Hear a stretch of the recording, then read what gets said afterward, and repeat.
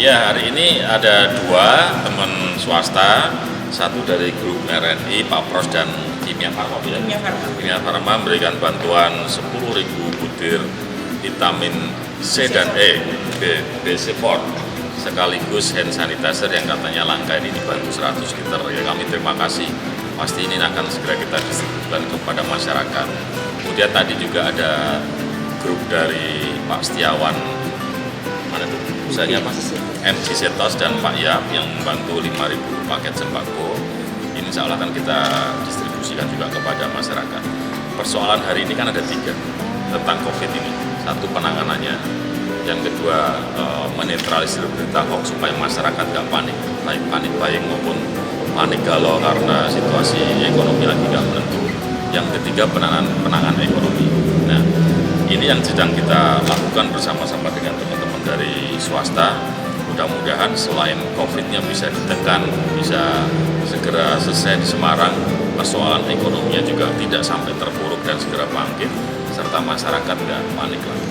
Itu yang hari ini sedang kita rumuskan dengan kawan-kawan Forkompinda maupun stakeholder yang lain.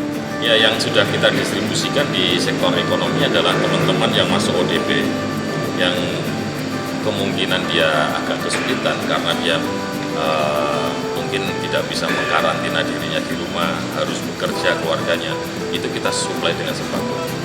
Selain itu, orang-orang yang terkena dampak karena COVID ini, ekonomi lesu, mereka juga kesulitan untuk makan, ini yang kita suplai. Prioritasnya di 2 hal.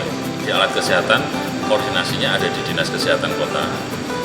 Selama ini memang di APBD kita ini ada dua gugus yang kita prioritaskan, di Rumah Sakit milik Pemkot, kemudian di Dinas Kesehatan Kota yang menaungi semua rumah sakit di Kota Semarang. Nah, dengan adanya COVID ini, stok baik APD maupun masker dan lain-lain terbatas. Ini teman-teman Dinas Kesehatan, meskipun jumlahnya belum memadai, kita juga distribusikan ke beberapa rumah sakit.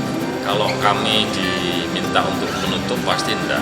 Kalau saya ditanya apakah Semarang menutup semua jaringan transportasi, enggak lah. Ini ibu kota provinsi Jawa Tengah. Kita yakin sekali bahwa banyak hal yang harus tetap kita jaga supaya berlangsung di kota Semarang. Maka kami cuman berharap pada sebuah sterilisasi, terutama di tingkat bandara, Pelabuhan Tanjung Mas, kemudian stasiun kereta api yang hari ini mereka sudah punya SOP yang jelas. Nah, kalau kemudian mereka naik bus, kami lagi akan mulai dengan teman-teman di Sud dan Dinas Kesehatan untuk memantau setiap penumpang yang turun di terminal yang ada di Kota Semarang, Terminal Mangkang, Cangkiran maupun yang ada di Penggaron. Kita akan turunkan tim di situ mulai hari ini untuk bisa memantau penumpang-penumpang yang turun. Nah, jadi di saat yang lain baru mau memulai, kita sudah membuat gugus tugas. Komandannya Wakil.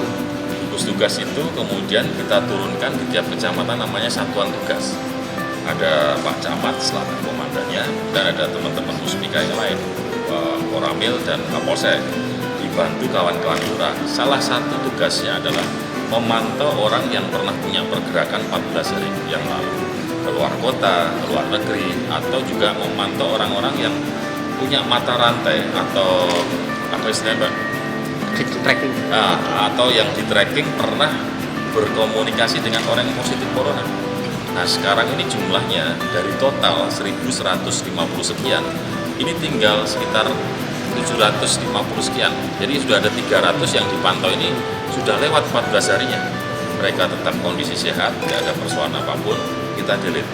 Nah, 700 sekian ini yang terus kita pantau supaya mereka tidak terlalu banyak beredar di luar.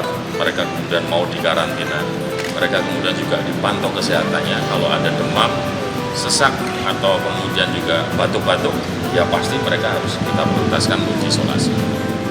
Kita ikuti himbauan pemerintah supaya tidak melakukan aktivitas kumpul-kumpul di tempat terbuka, apalagi untuk hal-hal yang masih bisa kita kendalikan. Memberikan multivitamin, kemudian hand sanitizer, dan juga rencananya kami akan bekerja sama dengan pemerintah kota untuk juga mengaktifkan atau memproduksi lewat UMKM itu jamu corona.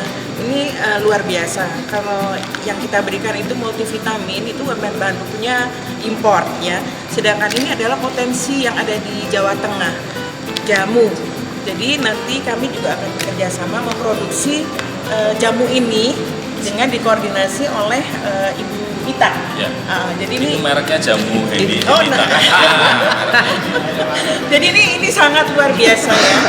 Kalau kita tadi saya kasihkan BCFOD itu multivitamin, semua bahan bakunya itu impor.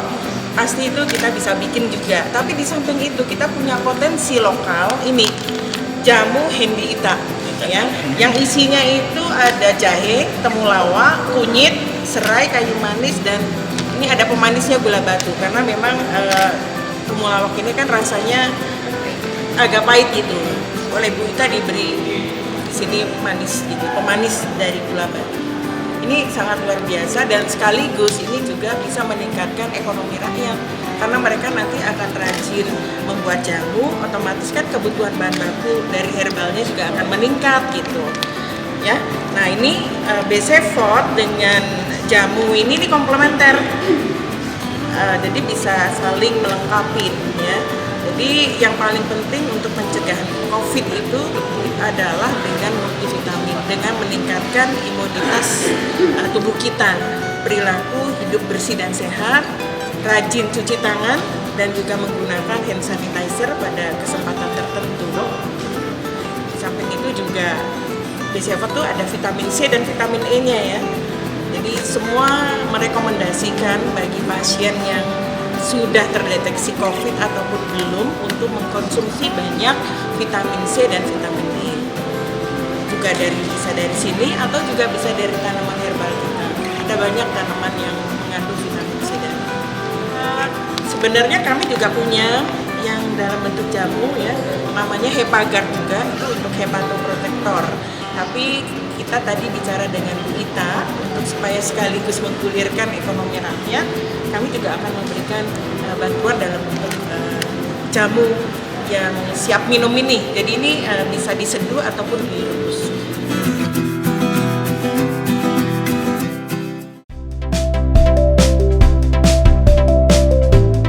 Jangan lupa subscribe ya.